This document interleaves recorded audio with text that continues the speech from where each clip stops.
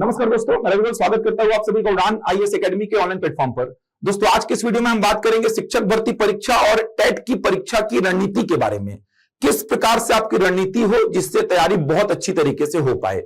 कुछ अभ्यर्थियों के मेरे पास डाउट्स आ रहे थे, कुछ अभ्यर्थी मुझसे मिलना भी चाह रहे थे तैयारी को लेकर, क्योंकि उनका जो मेन मुद्दा था वो ये था कि तैयारी किस प्रकार से की जाए।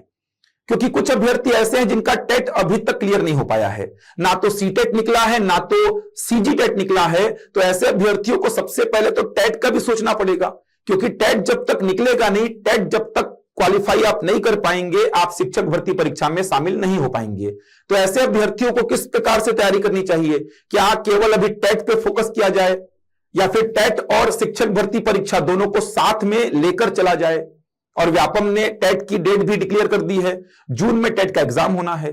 कुछ अभ्यर्थी ऐसे भी हैं जिनका टेट ऑलरेडी क्लियर है, तो ऐसे अभ्यर्थियों को तो सीधे सीधे पूरा का पूरा अपना ध्यान जो है शिक्षक भर्ती परीक्षा में लगा लेना चाहिए, शिक्षक भर्ती परीक्षा की तैयारी में जुट जाना चाहिए इनको। तो बातचीत करेंगे किस प्रकार से तैयारी करनी चाहिए। और तैयारी पे बात इसीलिए भी जरूरी है क्योंकि सिलेबस अभी तक फिक्स नहीं है। अभी अभ्यर्थियों के पास 2019 और 2023 वाला सिलेबस है। 2019 और 2023 दोनों का ही सिलेबस सेम है, स्ट्रक्चर दोनों का सेम था। डिफरेंस केवल यह था कि 2019 में विषयवार भर्ती हुआ था और 2023 में सामान्य भर्ती हो गया। तो अभी अभ्यर्थियों के पास जो सिलेबस है वो 2019 और 2023 वाला है, अभी जो स्ट्रक्चर है वो 2019 और 2023 वाला है। 19 में विषयवार भर्ती हुआ था, 23 में सामान्य भर्ती हुआ है। तो अभ्यर्थी वर्तमान में उसी के अकॉर्डिंग तैयारी कर रहे हैं। लेकिन इस बार बातचीत चल रही है कि विषयवार भर्ती होगा तो सिलेबस में बदलाव हो सकता है। तो आपको तैयारी अभी ऐसी रखनी है कि अगर सिलेबस में थोड़ा मोड़ा बदलाव भी होता है तो आप उस बदलाव को एक्सेप्ट करके तैयारी को अपनी उसी रफ्तार से आगे बढ़ा पाएं। इसीलिए भी तैयारी पे बातचीत करनी बहुत जरूरी हो गई है। तो बातचीत करेंगे, बहुत कुछ है। सिलेबस में कितना बदलाव होगा, अगर विषयवार भर्ती हुआ तो सिलेबस में कितना बदलाव होगा, इस पर भी बातचीत करेंगे। सहायक शिक्षक पर प्रभाव पड़ेगा कि नहीं पड़ेगा, शिक्षक पर प्रभाव पड़ेगा तो कितना प्रभाव पड़ेगा, तो बातचीत करेंगे। तो आज की इस वीडियो में इन्हीं सब बातों पर संपूर्ण चर्चा होगी। उससे पहले एक बहुत ही महत्वपूर्ण सूचना मैं आप सभी के समक्ष लेकर आया हूं। वो सूचना है टेस्ट सीरीज के संबंध में। शिक्षक भर्ती परीक्षा की टेस्ट सीरीज हम लॉन्च कर रहे हैं। 17 मार्च से ये टेस्ट सीरीज हम आरंभ कर रहे हैं। तो सबसे पहले टेस्ट सीरीज के बारे में संपूर्ण जानकारी एक बार मैं आपको दे देता हूं, उसके बाद अपनी बातचीत चालू रहेगी। चलिए देखिए, शिक्षक भर्ती परीक्षा 2024, इसके लिए हम एक विशेष टेस्ट सीरीज लेकर आ रहे हैं जो कि 17 मार्च से आरंभ हो रही है। 17 मार्च से शिक्षक और सहायक शिक्षक दोनों के टेस्ट होंगे। अब आप में से कुछ लोगों को ऐसा लग रहा होगा कि सर किस पैटर्न पे लेंगे टेस्ट। तो अभी जो सिलेबस है 2019 और 2023 वाला जो सिलेबस है, जो स्ट्रक्चर है, उसी के आधार पर ये टेस्ट लिए जाएंगे। अगर विज्ञापन जारी होता है, मान लीजिए कुछ बदलाव अगर आया, इसमें तो आएगा नहीं, सहायक शिक्षक में आएगा तो शिक्षक में ही बदलाव आएगा। तो अगर शिक्षक वाले में कुछ बदलाव आया, सिलेबस में स्ट्रक्चर में कुछ बदलाव आया, तो उसी बदलाव के अनुरूप बाकी के टेस्ट भी हम बदल देंगे। लेकिन अभी जो टेस्ट होंगे, जब तक विज्ञापन जारी नहीं होता, जब तक जो टेस्ट होंगे वो वर्तमान के सिलेबस, वर्तमान के स्ट्रक्चर के हिसाब से होंगे। और यही समय की मांग भी है। अगर देखा जाए तो अभ्यर्थियों को तैयारी भी अभी 2019 और 2023 के सिलेबस के आधार पर करनी चाहिए। चेंजेस होगा तो उसको अपन एक्सेप्ट करेंगे, उसके हिसाब से तैयारी आगे करेंगे। फिर तो वर्तमान में जो सिलेबस है उसी के आधार पे ये टेस्ट सीरीज हम आरंभ कर रहे हैं। 17 मार्च से आरंभ होगी। प्रत्येक रविवार को टेस्ट होंगे, प्रत्येक रविवार को। तो ये टेस्ट प्रत्येक रविवार को होंगे। देखा जाए तो 17 मार्च से ये टेस्ट हम आरंभ कर रहे हैं। शिक्षक के कुल 15 टेस्ट होंगे, जबकि सहायक शिक्षक के भी कुल 15 टेस्ट होंगे। शिक्षक का जो टेस्ट होगा इसका टाइमिंग है सुबह 9 बजे से 12 बजे तक, जबकि सहायक शिक्षक के जो टेस्ट होंगे इसका टाइमिंग है दोपहर 1 बजे से 4 बजे तक। दोनों का अलग अलग पेपर होगा। जैसा कि आप सभी को पता होगा, सिलेबस में भी थोड़ा सा चेंजेस है। अगर आप सहायक शिक्षक और शिक्षक का सिलेबस देखेंगे तो चेंजेस आपको दिखाई देगा। तो इसलिए हमने दोनों का अलग अलग टेस्ट रखा है। शिक्षक का अलग से पूरा टेस्ट होगा, सहायक शिक्षक का पूरा अलग से टेस्ट होगा।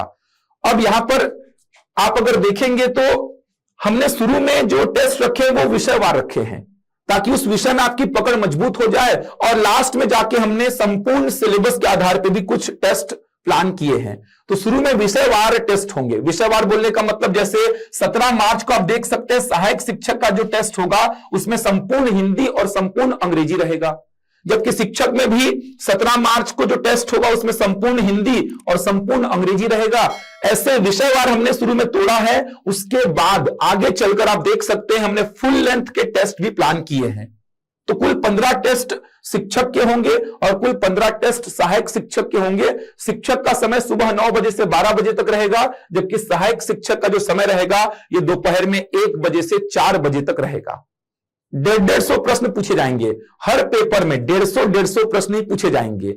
जैसे बात करो 17 मार्च को जो पेपर होगा हिंदी और अंग्रेजी का संपूर्ण सिलेबस पे आधारित 150 प्रश्न पूछे जाएंगे हर पेपर में। ये 15 टेस्ट जो हैं हर टेस्ट में 150 प्रश्न ही पूछे जाएंगे। अब हिंदी और अंग्रेजी का संपूर्ण सिलेबस पे आधारित जो टेस्ट होगा 17 मार्च को, यहां पर भी कुल 150 प्रश्न पूछे जाएंगे। हिंदी से 75 प्रश्न और अंग्रेजी से 75 प्रश्न। आपके पास प्रश्नों की संख्या बहुत सारी रहेगी, तो आप उन्हीं प्रश्नों को प्रैक्टिस के तौर पे बाद में भी ट्राई कर सकते हैं। और संपूर्ण सिलेबस रहेगा हिंदी का संपूर्ण सिलेबस, अंग्रेजी का संपूर्ण सिलेबस। क्वेश्चंस आपके पास इतने सारे रहेंगे, मैक्सिमम चांसेस है कि वहीं से आपको क्वेश्चन सीधे सीधे मिल जाएं। तो हम हर टेस्ट में 150 प्रश्न ही पूछेंगे, 150 प्रश्न ही। जैसे अगला टेस्ट आप देखेंगे सहायक शिक्षक का, तो सीडीपी प्लस ईवीएस है, तो यहां पर भी सीडीपी के रहेंगे 75 प्रश्न और ईवीएस के भी रहेंगे 75 प्रश्न। तो आपके पास हर टेस्ट में हर विषय में प्रश्नों की संख्या बहुत सारी रहेगी, जिससे तैयारी में कहीं ना कहीं संपूर्णता आएगी। प्रत्येक रविवार को ये टेस्ट होंगे। बस यहां पर थोड़ा सा ध्यान रखिएगा, हमने 23 मार्च को ये टेस्ट रखा है। दिन रहेगा शनिवार, क्योंकि रविवार सोमवार आप देखेंगे 24 तारीख 25 तारीख तो ये होली के दिन रहेंगे, तो वहां पर बच्चों को दिक्कतें होंगी कोचिंग आने में, टेस्ट देने में। इसीलिए हमने क्या किया है 23 मार्च को टेस्ट रख दिया है। तो ये वाला टेस्ट जो होगा ये बस शनिवार को होगा, बाकी हर टेस्ट होंगे रविवार को। तो शानदार तरीके से टेस्ट होंगे, बहुत अच्छे प्रश्न मिलेंगे, प्रश्नों का लेवल बहुत अच्छा रहेगा। सहायक शिक्षक के पूरे प्रश्न अलग रहेंगे, शिक्षक के पूरे प्रश्न अलग रहेंगे। ऐसा बिल्कुल मत सोचना कि सर यही हिंदी अंग्रेजी का पेपर यहां पे तो नहीं मिलेगा, क्या दोनों में सेम पेपर तो आप हिंदी अंग्रेजी का नहीं देंगे? तो ऐसा बिल्कुल नहीं होने वाला, क्योंकि सहायक शिक्षक और शिक्षक में लेवल का फर्क रहता है। आप देखेंगे तो सहायक शिक्षक के प्रश्नों का स्तर थोड़ा सा कम रहता है, जबकि शिक्षक में थोड़ा सा अच्छा रहता है। तो दोनों ही पेपर अलग अलग रहेंगे। शुरू में हमने विषयवार टेस्ट लिए हैं, उसके बाद हम प्लान किए फुल लेंथ टेस्ट का। ऑफलाइन और ऑनलाइन दोनों ही मोड पर चलेंगे। ऑफलाइन भी आप हमसे जुड़ सकते हैं या फिर आप ऑनलाइन भी हमसे जुड़ सकते हैं। ऑनलाइन अगर आपको टेस्ट देना है तो आपको गूगल प्ले स्टोर से हमारा ऐप डाउनलोड करना होगा। उड़ान IAS एकेडमी का जो ऐप है वो डाउनलोड कर लीजिए, या फिर आप इस QR कोड को स्कैन करके भी हमारा ऐप डाउनलोड कर सकते हैं। वहां पे स्टोर सेक्शन में जाएंगे तो आपको इसका फोल्डर अलग से दिखाई देगा, वहां पे जाकर आप टेस्ट सीरीज को परचेस कर सकते हैं। शिक्षक के लिए जो ऑफलाइन की फीस हमने रखी है वो 600 रुपए है। सहायक शिक्षक के लिए भी ऑफलाइन की फीस 600 रुपए है। मतलब शिक्षक और सहायक शिक्षक के लिए ऑफलाइन की फीस 600 रुपए है। अगर आप दोनों देना चाहते हैं, अगर आप दोनों के लिए एलिजिबल हैं, आप अगर आगे चलकर सहायक शिक्षक और शिक्षक दोनों का एग्जाम देना चाहते हैं तो आप दोनों ही टेस्ट ले सकते हैं। अगर आप दोनों टेस्ट परचेस करेंगे तो आपको 1000 रुपए फीस देनी होगी। इसके अलावा ऑनलाइन फीस अगर देखेंगे तो शिक्षक के लिए 300 रुपए है, सहायक शिक्षक के लिए भी 300 रुपए है, लेकिन दोनों अगर आप लेते हैं तो आपको टोटल 500 रुपए फीस देनी होगी। उड़ान के जो स्टूडेंट्स रहे हैं ऑफलाइन बैच के, उनको हम फीस में कुछ छूट भी देंगे। तो आप और अधिक जानकारी के लिए दिए गए नंबर पर संपर्क कर सकते हैं।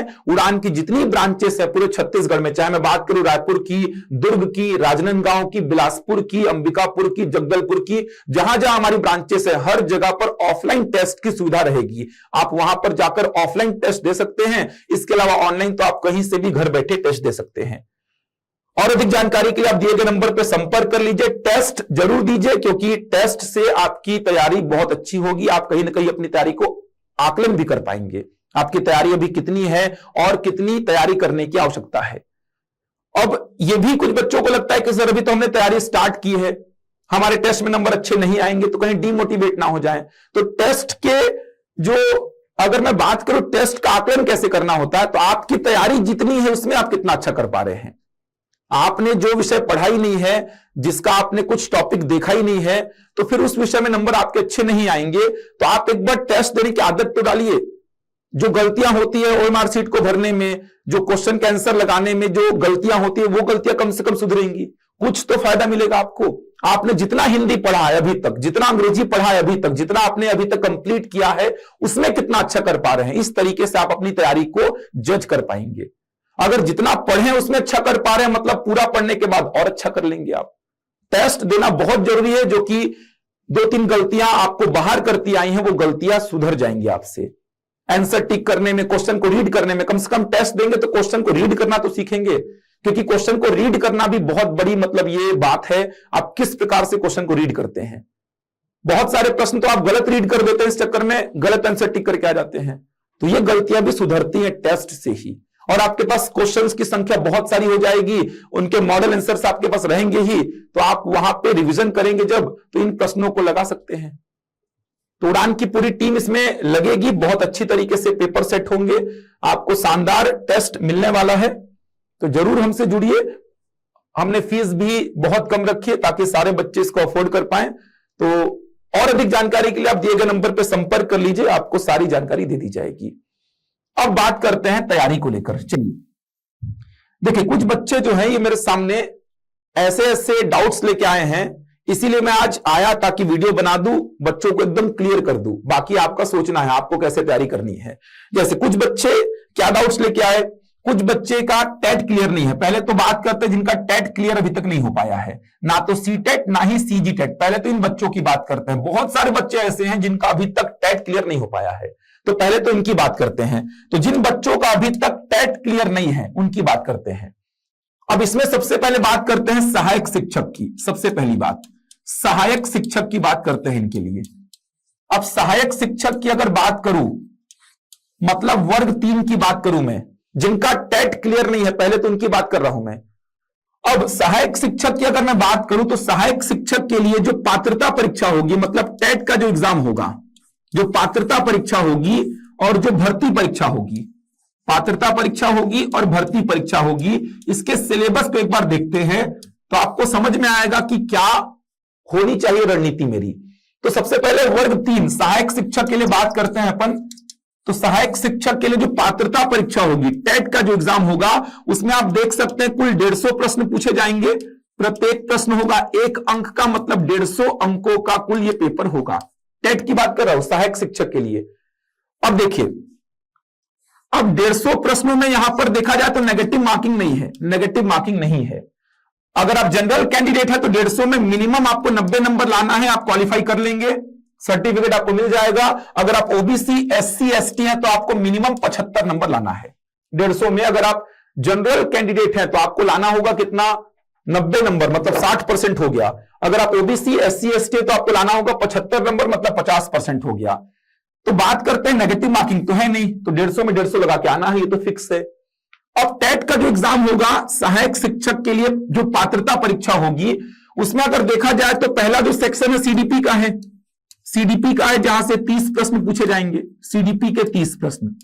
दूसरा सेक्शन है हिंदी का, सामान्य हिंदी, जहां से 30 प्रश्न पूछे जाएंगे, जहां से 30 प्रश्न आएंगे। तीसरा है सामान्य अंग्रेजी, सामान्य अंग्रेजी, जहां से 30 प्रश्न पूछे जाएंगे।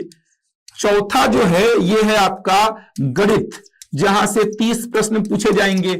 और लास्ट है आपका पर्यावरण, ईवीएस, यहां से 30 प्रश्न पूछे जाएंगे। बस इतना ही पूछेगा, इसमें कोई चॉइस नहीं है कि आपने ग्रेजुएशन किससे किया है किससे नहीं किया है। ये पांचों विषय आपको देने होंगे सहायक शिक्षक के लिए जो पात्रता परीक्षा होगी। 150 प्रश्न पूछे जाएंगे, सीडीपी के 30, हिंदी के 30, अंग्रेजी के 30, गणित के 30, पर्यावरण के 30। ये टेट की बात कर रहा हूं मैं। जिनका टेट क्लियर नहीं है तो देख लीजिए, सहायक शिक्षक के लिए जो पात्रता परीक्षा होगी निकालना पड़ेगा, तो ही आप शिक्षक भर्ती परीक्षा में बैठ पाएंगे। 30 प्रश्न इन 5 विषयों से पूछे जाएंगे। अब जो भर्ती परीक्षा होगी सहायक शिक्षक के लिए, उसमें अगर देखा जाए, कंपैरिजन करते हैं, तो पहला सेक्शन सीडीपी का है, जहां से 30 प्रश्न पूछे जाएंगे। तो मेरा यह मानना है कि सीडीपी को तो लेके चलना ही है आपको, सीडीपी को लेके चलिए, बिल्कुल चलना है सीडीपी को लेके। देख सकते हो दोनों में 30-30 प्रश्न पूछे जा रहे हैं। दूसरा जो है ये है हिंदी का, हिंदी का अगर देखा जाए तो 25 प्रश्न पूछा जाएगा, हिंदी का 25 प्रश्न। तीसरा अगर देखा जाए तो अंग्रेजी का 25 प्रश्न पूछेगा, देख सकते हैं 25 प्रश्न अंग्रेजी का आएगा। चौथा सेक्शन देखा जाए तो गणित का है, गणित का कुल 30 प्रश्न आएगा। इसके बाद पांचवा सेक्शन अगर आप देखेंगे तो पांचवा सेक्शन है पर्यावरण का, पर्यावरण से पूछा जाएगा कुल 20 प्रश्न। अगला सेक्शन आप देखेंगे तो कंप्यूटर का है, कंप्यूटर से पूछा जाएगा कितना प्रश्न, तो कंप्यूटर से पूछेगा 10 प्रश्न।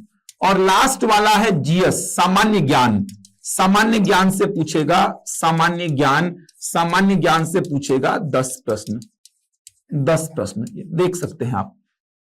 तो देखा जाए तो लगभग सेम ही तो है यार। मतलब आप अगर इन दो सेक्शन को हटा दीजिए, इन दो सेक्शन को हटा दीजिए, इन दो सेक्शन को अगर आप हटाएंगे तो जो यहां पे 150 प्रश्न है, यहां पर कितने हो गए हैं, 130 प्रश्न हो गए हैं, 130 प्रश्न देख सकते हैं। जो 150 प्रश्नों का सिलेबस है टेट का, वो 150 प्रश्नों में से 130 प्रश्नों का सिलेबस सहायक शिक्षक के लिए जो भर्ती परीक्षा होगी उसका है। आप कंप्यूटर के 10 प्रश्न को अलग करिए, सामान्य ज्ञान के 10 प्रश्न को अलग करिए, तो जो केवल सहायक शिक्षक के लिए तैयारी कर रहे हैं, जिनका डीएड है या डीएलएड है, वही दे पाएंगे सहायक शिक्षक। बीएड वाले सहायक शिक्षक का पेपर नहीं दे पाएंगे। तो जो सहायक शिक्षक को फोकस कर रहे हैं, सहायक शिक्षक को फोकस कर रहे हैं, जिनका टेट अभी तक क्लियर नहीं हो पाया है, मेरा मानना है कि केवल आप काम करिए फिलहाल इन्हीं विषयों पर। अभी आप जीएस को और कंप्यूटर को थोड़ा सा साइड में रख के चल सकते हैं, कोई दिक्कत नहीं होगा। आप इन्हीं विषयों पर काम करिए जिनका टेट नहीं निकला है, जिनका टेट नहीं निकला है, बार बार बोल रहा हूं मैं, क्योंकि टेट अगर निकला ही नहीं तो फिर आप शिक्षक भर्ती में शामिल ही नहीं हो पाएंगे। तो टेट आपको निकालना पड़ेगा, टेट कैसे भी करके निकालना पड़ेगा। और सहायक शिक्षक में आप जानते हैं लगभग 19,000 के आसपास पद हैं, तो यह अपॉर्चुनिटी तो वापस से आएगी नहीं। अगर आप शिक्षक भर्ती परीक्षा में बैठ रहे हैं सहायक शिक्षक के लिए, तो मान के चलिए आपका सिलेक्शन होना है, अगर आपने थोड़ा सा सीरियस होकर पढ़ा है तो। आंकड़ों को देखकर उसका एनालिसिस करके बता रहा हूं मैं। अगर आप सहायक शिक्षक का पेपर दे रहे हैं, आप थोड़े से सीरियस कैंडिडेट रहे हैं, आपने मेहनत ठीक ठाक कर ली है, सिलेबस को पूरा कवर कर लिया है, तो सिलेक्शन से कोई रोक नहीं पाएगा आपको। अगर आपने सीरियस होकर, थोड़ा सा सीरियस होकर पूरे सिलेबस को कवर किया है, तो आपके सिलेक्शन को कोई नहीं रोक पाएगा। लेकिन आपका टेट ही नहीं निकलेगा तो क्या मतलब फिर भर्ती परीक्षा का, आप बैठ ही नहीं पाएंगे उसमें। तो मेरा यह मानना है जो सहायक शिक्षक की केवल तैयारी कर रहे हैं, जो केवल सहायक शिक्षक की तैयारी कर रहे हैं, इन विषयों को, जिनका टेट नहीं निकला है, इन विषयों को लेकर चलिए, बस इन्हीं पे काम करिए, बाकी किसी पे काम मत करो। अगर कोचिंग क्लासेस कर रहे हो आप, वहां पर कंप्यूटर जैसा कोई विषय लग रहा है, सामान्य ज्ञान जैसा कोई विषय लग रहा है, तो अटेंड करो, क्लास नोट्स बनाओ, क्लास में जितना पढ़ा रहे हैं उतना पढ़ो, घर जाके उसको रिवाइज मत करो, घर जाके उसमें समय बहुत ज्यादा मत दो। क्योंकि टेट नहीं निकला है और नहीं निकला टेट, तो फिर कोई मतलब का भर्ती परीक्षा नहीं रहेगा आपका। तो मेरा तो यह मानना है कि जिनका टेट नहीं निकला, जिनका टेट निकला है, उनको तो ये विषय तैयार करने हैं, ये पूरे विषय तैयार करने हैं। इवन जीएस को भी तैयार करना है, जीएस को छोड़ मत देना भाई कि सर जीएस का 10 ही नंबर का वेटेज है, जीएस को भी तैयार करना है। जिनका टेट निकला है उनको तो ये तैयार करना है, उनको तो इससे मतलब ही नहीं है, समझ आ रहा है? उनको तो ये पूरा तैयार करना है। अब सारे विषयों को पढ़ना है, अब सारे विषयों को पढ़िए आप, उसमें तो कोई ऑप्शन नहीं है आपके पास। लेकिन मैं बात कर रहा हूं जिनका टेट नहीं निकला है, जिनका टेट अभी तक ना तो सी टेट ना ही सीजी टेट, तो केवल आप सहायक शिक्षक के लिए तैयारी कर रहे हैं, सहायक शिक्षक का टेट देने वाले हैं, सहायक शिक्षक का भर्ती परीक्षा देने वाले हैं, तो आप सीडीपी, हिंदी, अंग्रेजी, गणित, पर्यावरण, इन 5 विषयों पर पूरी जी जान से मेहनत करिए। गणित का 30 नंबर का वेटेज है, देख सकते हैं यहां पर, और यहां पर भी गणित का 30 नंबर का वेटेज है। गणित को ऐसा तैयार कर लीजिए 3 महीने में कि आप चाहे इधर पे गणित दे, चाहे इधर पे गणित दे, आपका गणित पूरा हो जाए। सीडीपी का देख सकते हैं 30 नंबर का यहां वेटेज है, 30 नंबर का यहां पे भी वेटेज है। वेटेज हिंदी और इंग्लिश का भी बड़ा है, इधर 30-30, इधर 25-25, पर्यावरण इधर 30, इधर 20, मतलब ये 150 प्रश्न, 130 प्रश्न, सेम सिलेबस। तैयारी में लग जाइए, बिल्कुल भी तैयारी को एकदम भी ढील मत छोड़िए भाई। टेट जिनका नहीं निकला उनको तो डबल मेहनत करना चाहिए, क्योंकि रिस्क बिल्कुल नहीं लेना है आपको। और जनरल कैंडिडेट को 90 नंबर लाना है, 90 कम नहीं होता भाई, 150 नंबर में 90 नंबर, इतना में तो मेरिट लिस्ट में आ जाते हैं अपन। कभी कभी ऐसा भी हुआ है, मेरिट लिस्ट में आ जाते हैं इतना नंबर में। तो 150 में 90 नंबर कम नहीं होता, 60% हो गया भाई, 75 तो फिर भी थोड़ा सा कम लग रहा है, 85% है। लेकिन 90 नंबर 60% हो गया, कम नहीं है। सिलेबस को देखेंगे तो सिलेबस आप देख सकते हैं। अब ये तो फिक्स है, टेट का तो फिक्स है, विज्ञापन जारी हो गया, टेट का तो यही सिलेबस है।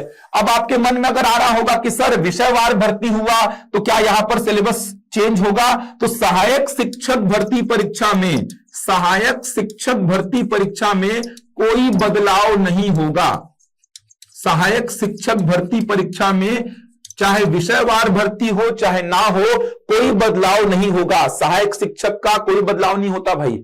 सहायक शिक्षक तो क्लास 1 से क्लास 5 तक के बच्चों को पढ़ाने के लिए लिया जा रहा है, तो उसमें कोई बदलाव नहीं होगा। उसमें यही कंपलसरी, इसमें कोई ऑप्शन नहीं रहेगा। आप चाहे आर्ट्स बैकग्राउंड से हो, चाहे कॉमर्स से हो, चाहे मैथ से हो, चाहे साइंस से हो, किसी में कोई बदलाव नहीं होगा। सारे को ये पेपर देना होगा। टेट का तो ये फिक्स है क्योंकि विज्ञापन भी जारी हो चुका है। टेट का तो ये फिक्स है। सहायक शिक्षक का जो भर्ती परीक्षा होगा उसमें कोई बदलाव नहीं होगा, चाहे विषयवार भर्ती हो चाहे ना हो, यही विषय तैयार करने हैं। तो जो सहायक शिक्षक की तैयारी कर रहे हैं, एकदम दिमाग में बैठा लीजिए, सिलेबस यही रहने वाला है। डिटेल सिलेबस आप देख लीजिए, सीडीपी में क्या क्या पढ़ना है, हिंदी में क्या क्या पढ़ना है, अंग्रेजी में क्या क्या है, गणित में क्या क्या है। जीएस लिख दिया है 10 नंबर का, लेकिन जीएस अपने आप में बहुत वृहद है। इसमें इतिहास, संविधान, भूगोल, अर्थव्यवस्था, पर्यावरण प्रौद्योगिकी का भी थोड़ा सेक्शन है, भौतिकी, रसायन, जीव विज्ञान का भी थोड़ा सेक्शन है, कला संस्कृति साहित्य का भी थोड़ा सेक्शन है, करंट अफेयर का भी थोड़ा सेक्शन है, इसमें छत्तीसगढ़ का भी सेक्शन है इसमें। तो अपने आप में बहुत वृहद है। तो इसको पढ़ के जाना, छोड़ के मत जाना। इसको पढ़ के तो जाना है, छोड़ के नहीं जाना है। वेटेज कम है भले, लेकिन पढ़ के तो जाना है। तो जो सहायक शिक्षक की तैयारी कर रहे हैं तो देख लीजिए टेट का सिलेबस और जो भर्ती परीक्षा होगी उसका सिलेबस क्या है। जिनका टेट क्लियर नहीं है, एकदम अभी रणनीति बना लो भाई कि ये 5 विषयों पे ही काम करना है। टेट का एग्जाम हुआ उसके बाद 1.5-2 महीने कम से कम मिलेंगे शिक्षक भर्ती के लिए। वहां पे कंप्यूटर और सामान्य ज्ञान को कवर कर लेना। बहुत बड़ा सेक्शन, बहुत बड़ा वेटेज नहीं है इनका, तो वहां पर इन दोनों विषयों पर काम किया जा सकता है। लेकिन अभी जिनका टेट क्लियर नहीं है वो यही विषय पढ़ो और कुछ मत पढ़ो। और मैं इसलिए नहीं बोल रहा कि केवल टेट ही निकालना है, मेन लक्ष्य तो यह है। लेकिन आप टेट नहीं निकाल पाओगे तो ये लक्ष्य में बैठ ही नहीं पाओगे। निकालने का तो छोड़ो आप। और फिर एक बात यह भी है कि 150 नंबर का ही सिलेबस 130 नंबर का है इधर पे। 150 में 130 नंबर आप लेकर चल रहे हो। ये ऐसा थोड़ी है कि इधर 150 का पढ़े तो इधर 20 नंबर भी कवर नहीं हो रहा है सर। 150 इधर पढ़े तो 130 इधर कवर हो रहा है आपका। इसीलिए बोल रहा कि इन दोनों विषय को छोड़ दीजिए फिलहाल, आप इन पर मेहनत मत करिए, इन पे मेहनत करिए। टेट निकालिए कैसे भी करके। गणित को ऐसा पढ़ दीजिए कि 30 में 30 बना के आओ। 90 में से 30 तो गणित दे देगा आपको। ऐसा गणित को पढ़ लो क्योंकि इधर भी 30 नंबर देगा। सहायक शिक्षक के सिलेबस में कोई बदलाव नहीं होगा। सहायक शिक्षक भर्ती परीक्षा होगी, सिलेबस में कोई बदलाव नहीं होगा, चाहे विषयवार भर्ती हो चाहे ना हो, इधर पे कोई बदलाव नहीं होगा। तो एकदम बैठा लो दिमाग में क्या करना है जो सहायक शिक्षक की तैयारी कर रहे हैं। शिक्षक वाले की बात करते हैं, इनका थोड़ा सा रोना धोना है क्योंकि दिक्कत यहां पर चालू होगी। सहायक शिक्षक में दिक्कत नहीं है, शिक्षक में थोड़ी सी दिक्कत होगी। अब शिक्षक की अगर बात करूं मैं, ध्यान से समझना बात को, जो टेट का एग्जाम नहीं निकाले हैं, जो टेट का एग्जाम देने वाले हैं, मतलब जो शिक्षक के लिए पात्रता परीक्षा देने वाले हैं, टीचर एलिजिबिलिटी टेस्ट जो देने वाले हैं, जून में जो एग्जाम होगा, टेट का एग्जाम जो देने वाले हैं शिक्षक के लिए, वर्ग 2 के लिए, कक्षा 6वीं से कक्षा 8वीं तक के लिए जो शिक्षक पात्रता परीक्षा होगी जो देने वाले हैं। अब देखो इसमें पहला सेक्शन क्या है, वही 150 प्रश्न पूछे जाएंगे। प्रत्येक प्रश्न 1 अंक का होगा, मतलब 150 अंक का पेपर होगा। नेगेटिव मार्किंग यहां पे भी नहीं है। पहला सेक्शन सीडीपी का है, पहला सेक्शन सीडीपी का 30 अंक का है। दूसरे सेक्शन की बात करूं तो हिंदी का है, हिंदी का भी 30 प्रश्न है यहां पर। अगर तीसरा बात करूं तो अंग्रेजी का है, अंग्रेजी का भी 30 प्रश्न है, अंग्रेजी का 30 प्रश्न, मतलब 30 अंक का वही हो गया, 90 ये हो गया। इसके बाद देखना, इसके बाद क्या है, तो इसके बाद है गणित और विज्ञान। गणित और विज्ञान, जहां पे गणित के 30 प्रश्न और विज्ञान के 30 प्रश्न, टोटल कितने हो गए, 60 प्रश्न। या फिर सामाजिक विज्ञान, सामाजिक विज्ञान और सामाजिक अध्ययन, सामाजिक अध्ययन, सामाजिक अध्ययन जीएस बोल सकते हैं, 60 प्रश्न। ये है कुल 150 प्रश्न का। अगर आप स्ट्रक्चर देखेंगे तो सीडीपी कंपलसरी आएगा 30 प्रश्न, हिंदी 30 प्रश्न आएगा, अंग्रेजी 30 आएगा। ये कंपलसरी है। इन दोनों में से कोई एक सेक्शन आपको चूज करना है। अगर आप आर्ट्स बैकग्राउंड से हैं, कॉमर्स बैकग्राउंड से, तो आपको ये वाला सेक्शन डील करना पड़ेगा। गणित और विज्ञान वाले सेक्शन से अगर आप हैं तो आपको ये वाला सेक्शन डील करना पड़ेगा। अब यहीं पे समस्या आ रही है। समस्या क्या आ रही है? जो सोशल साइंस वाले हैं, सामाजिक विज्ञान वाले हैं, जो सोशल साइंस वाले हैं, वो कह रहे हैं कि हम गणित को अभी क्यों पढ़ें, हम विज्ञान को भी क्यों पढ़ें, क्योंकि हमारा टेट ही क्लियर नहीं है। जिनका टेट क्लियर नहीं है उसकी बात कर रहा हूं मैं। जिनका टेट क्लियर नहीं है, शिक्षक पात्रता परीक्षा वर्ग 2 के लिए जिनका क्लियर नहीं है, जो सामाजिक विज्ञान वाले हैं, जैसे आर्ट्स बैकग्राउंड वाले हो गए, कॉमर्स वाले हो गए, उनका कहना है कि हम गणित और विज्ञान को क्यों पढ़ें, क्योंकि ये पढ़ें, ये पढ़ें, ये पढ़ें और ये देना है हमको, तो गणित और विज्ञान क्यों पढ़ें, क्योंकि हम तो इसको चूज ही नहीं करेंगे, हमको तो ये चूज करना कंपलसरी है। जो गणित और विज्ञान वाले हैं वो बोल रहे हैं कि हम सोशल साइंस क्यों पढ़ें, क्योंकि हमको तो ये वाला चूज करना है, तो हम पढ़ेंगे सीडीपी, हिंदी, अंग्रेजी, गणित और विज्ञान। अब टेट के लिए तो ठीक है ये बात, टेट के लिए तो बात ठीक है, लेकिन यहीं पे मैं अभी भर्ती परीक्षा की बात करता हूं तो समस्या पैदा होगी थोड़ी सी। भर्ती परीक्षा की बात करता हूं मैं, तो भर्ती परीक्षा की बात करूंगा तो इसमें 150 प्रश्न पूछे जाएंगे, जहां पे सीडीपी के 30 प्रश्न आएंगे, 30 अंकों के। दूसरा होगा हिंदी, हिंदी का 25 प्रश्न होगा, हिंदी का 25 प्रश्न होगा। तीसरा आएगा अंग्रेजी, अंग्रेजी का 25 प्रश्न होगा। चौथा आएगा गणित और विज्ञान, गणित और विज्ञान, गणित और विज्ञान का 30 प्रश्न आएगा, 30 अंकों का, जहां पे गणित के 15, विज्ञान के 15।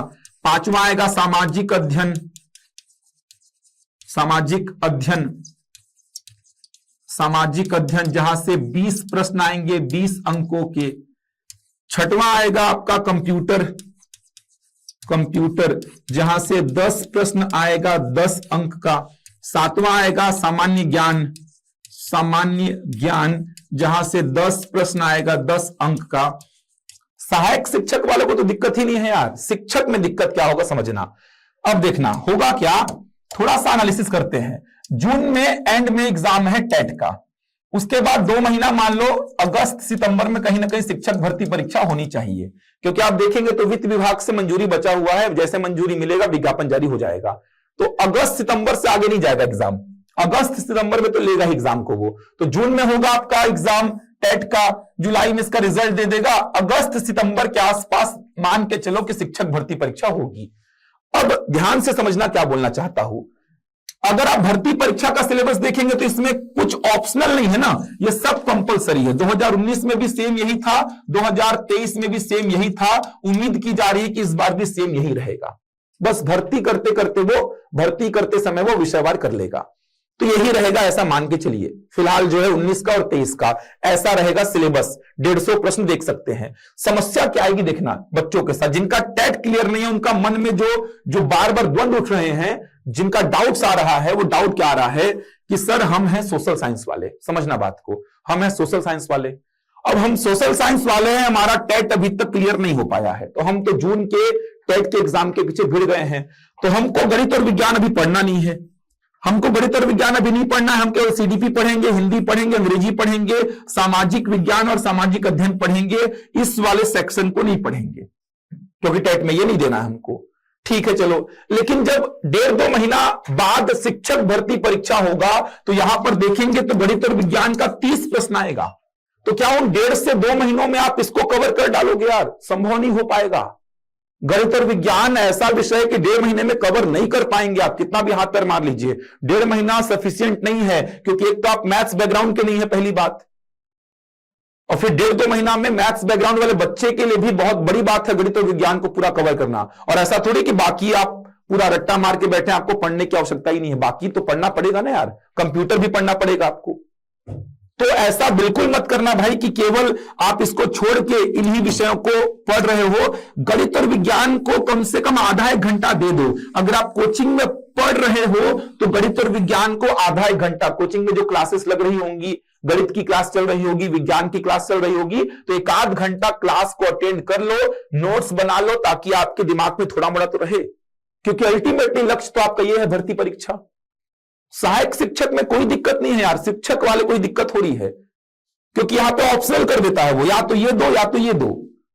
आपके ग्रेजुएशन के हिसाब से अगर आपने आर्ट्स में कॉमर्स में ग्रेजुएशन किया तो आपको ये देना पड़ेगा, गणित और साइंस वाले को ये देना पड़ेगा।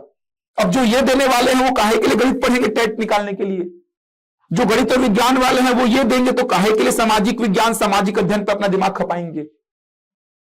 अब दिक्कत ये हुआ, जैसा कि मैंने आपको समझाया, जो सामाजिक विज्ञान और सामाजिक अध्ययन का यहां पर चूज कर रहे हैं, मतलब जो मैथ्स बैकग्राउंड वाले नहीं है वो सीजी टेट में सीडीपी पढ़ रहे हैं, हिंदी पढ़ रहे हैं, अंग्रेजी पढ़ रहे हैं और सोशल साइंस को पढ़ रहे हैं, वो उनका गणित और विज्ञान पूरा छूट जा रहा है। लेकिन यहां पर जब आएंगे तो गणित और विज्ञान का 30 प्रश्न 150 में से, जो सिलेक्शन में बहुत बड़ी भूमिका निभाएगा।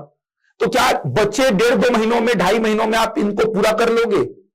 क्योंकि साथ में ये सब फिर से रिवाइज करना पड़ेगा, और गणित और विज्ञान को आप क्या कवर कर लोगे? नहीं हो पाता है भाई, बोलने की बात है वो। तो मेरा तो ये मानना है कि आप अगर टेट क्लियर नहीं किए हो तो सीडीपी हिंदी अंग्रेजी सामाजिक विज्ञान सामाजिक अध्ययन तो पढ़ो, लेकिन गणित और विज्ञान को भी आधा 1 घंटा जो क्लास में चल रहा है उसको पढ़ाई करो भाई, उसको लेके चलो, यहां पर समस्या पैदा ना हो आपके लिए। तो आधा 1 घंटा तो कम से कम लेके चलो, एटलीस्ट क्लास में जो फैकल्टी आके आपको पढ़ा रहा है गणित का विज्ञान का जो पोर्शन, उसको साथ में लेके चलो, उसको पढ़ो, उसको छोड़ो मत। ऐसा नहीं कि क्लास बंक कर रहे हो, आप अभी पढ़ ही नहीं रहे हो, तो टेट क्लियर हो भी गया, शिक्षक भर्ती नहीं हुआ तो फिर इसमें दिक्कत हो जाएगा। मेहनत एक्स्ट्रा करनी पड़ेगी, 1 घंटा एक्स्ट्रा समय निकालो कि 1 घंटा एक्स्ट्रा मैं आगे का सोच के समय निकाल रहा हूं। आगे का सोच के मतलब शिक्षक भर्ती परीक्षा के लिए वो 1 घंटे का एक्स्ट्रा समय मैं दे रहा हूं, ताकि वहां पे जाके अगर यही सिलेबस रहा तो गणित और विज्ञान मेरे लिए बाधा उत्पन्न ना करें। अब जो गणित और विज्ञान वाले बैकग्राउंड से हैं, जो गणित और विज्ञान वाले बैकग्राउंड से हैं, वो ये पढ़ेंगे तो उनका मन में आएगा कि सर हम जीएस को क्यों पढ़े, हम तो सीडीपी हिंदी अंग्रेजी और गणित और विज्ञान पढ़ते हैं। जिनका टेट क्लियर नहीं हुआ है वो यही सोचेंगे सीडीपी हिंदी अंग्रेजी गणित और विज्ञान पढ़ो। लेकिन समस्या क्या होगी, यहां पे समस्या होगी, देखिए ये सेक्शन 20 नंबर का आएगा, ये 10 नंबर का आएगा, जीएस यहां पर कितने नंबर का है, 30 नंबर का है। दोनों को दिक्कत हो रही है।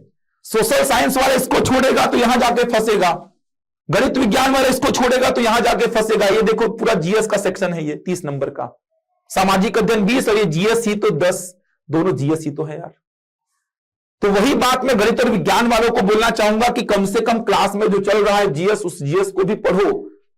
सोशल साइंस की क्लास अगर लगती है तो सोशल साइंस की क्लास को अटेंड कर लो, नोट्स बना लो, 1 घंटा एक्स्ट्रा देना पड़ेगा आपको। अगर आप एकदम छोड़ दोगे सामाजिक विज्ञान और सामाजिक अध्ययन तो 1.5-2 महीने में आप नहीं कवर कर पाओगे भाई, इन दोनों टॉपिक्स को, इन दोनों भाग को कवर नहीं कर पाओगे, बहुत लफड़ा है। तो शिक्षक में थोड़ा लफड़ा पैदा हो रहा है। तो मेरा तो यही मानना है कि ये 3 विषय तो आपको पढ़ने हैं, इनका वेटेज यहां पे भी अच्छा है, यहां पे भी अच्छा है। कंप्यूटर को एक बार के लिए भी छोड़ दो, जिनका टेट नहीं निकला, कंप्यूटर को एक बार के लिए छोड़ो, कंप्यूटर टेट में बिल्कुल नहीं है तो कंप्यूटर को छोड़ो। जो गणित और विज्ञान वाले हो, गणित और विज्ञान पढ़ो, साथ में 1 घंटा कम से कम सामाजिक विज्ञान और सामाजिक अध्ययन को पढ़ो, ताकि आपको यहां पर भी हेल्प मिल जाए। जो सामाजिक अध्ययन वाले बच्चे हैं, जो आर्ट्स कॉमर्स बैकग्राउंड से हैं, वो इसको तो पढ़ेंगे, 1 घंटा कम से कम गणित और विज्ञान को दो, ताकि यहां पर आपको समस्या पैदा ना हो। 1 घंटा कम से कम दो यार। मैं जानता हूं कि पहली प्रायोरिटी टेट निकालना है, क्योंकि टेट नहीं निकलेगा तो ये एग्जाम में बैठ ही नहीं पाओगे, लेकिन आप टेट निकाल लोगे तो उसके आगे का भी तो थोड़ा सोचो ना यार। तो 1 घंटा अभी से दो। आप बोलोगे सर पहले टेट तो निकले, ऐसा सोचोगे तो टेट तो निकल जाएगा, लेकिन आपका फिर वो शिक्षक भर्ती परीक्षा नहीं निकलेगा, तो क्या मतलब होगा फिर। 1 घंटा एक्स्ट्रा निकालो कि 1 घंटा ये मेरे शेड्यूल से बाहर का है, इसको मैं दे रहा हूं भविष्य का सोच के, शिक्षक भर्ती परीक्षा का सोच के। तो जो सोशल साइंस वाले हैं वो भी कम से कम 1 घंटा 1.5 घंटा मैथ्स और साइंस को दो। जो मैथ्स और साइंस वाले हैं वो भी कम से कम 1 घंटा सोशल साइंस को दो भाई। इसीलिए मैं कंपैरिजन कर रहा हूं, ये जो कंपैरिजन मैं इसीलिए लेके आया हूं आज, ये कंपैरिजन में इसीलिए लेके आया हूं। और वर्तमान में तो यही सिलेबस है यार शिक्षक भर्ती परीक्षा का, तो इसके हिसाब से तैयारी करो।